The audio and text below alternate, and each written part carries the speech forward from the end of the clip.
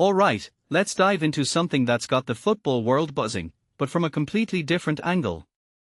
So, Chelsea's pre-season tour is wrapping up in Malaysia, and what's really grabbing my attention isn't just the matches, it's the reunion between Xabi Alonso and Luis Garcia. These two legends, former Liverpool teammates, are now on opposite sides of the pitch, and it's a story that's way more fascinating than it seems at first glance. First off, let's talk about the personal side of this. Xabi Alonso, now Chelsea's manager, and Luis Garcia, the chief executive of Johor Darul Ta'zim, JDT, go way back to 2004. They signed for Liverpool on the same day, under Rafa Benitez, and if you think about it, that's a pretty wild coincidence. What makes this really interesting is how their paths have diverged since then.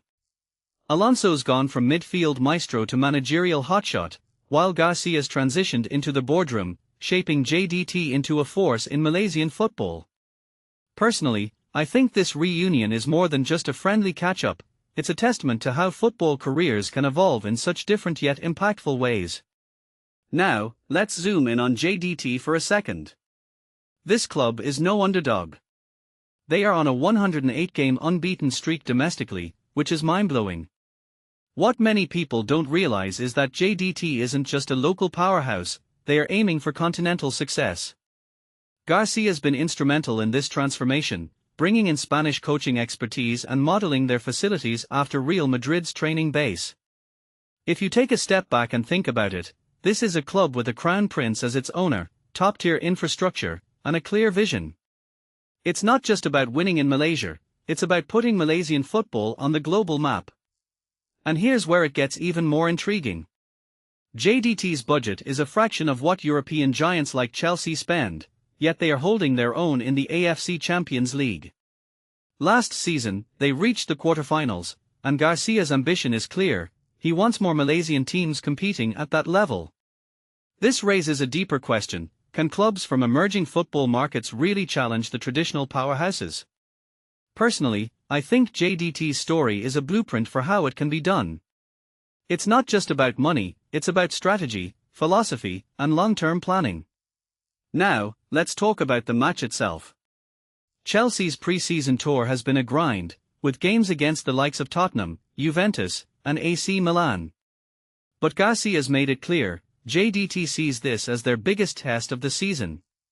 The stadium's going to be packed, the atmosphere electric, and Alonso's going to be facing a team that's hungry to prove itself.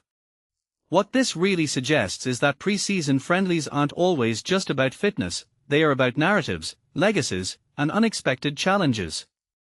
One thing that immediately stands out is Garcia's comment about Alonso, I wish him all the best, but hopefully he ends up second to Liverpool next season.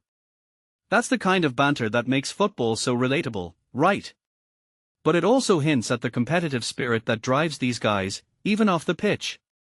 From my perspective, this match isn't just about the result, it's about the stories behind it, the friendships, the ambitions, and the broader impact on Malaysian football.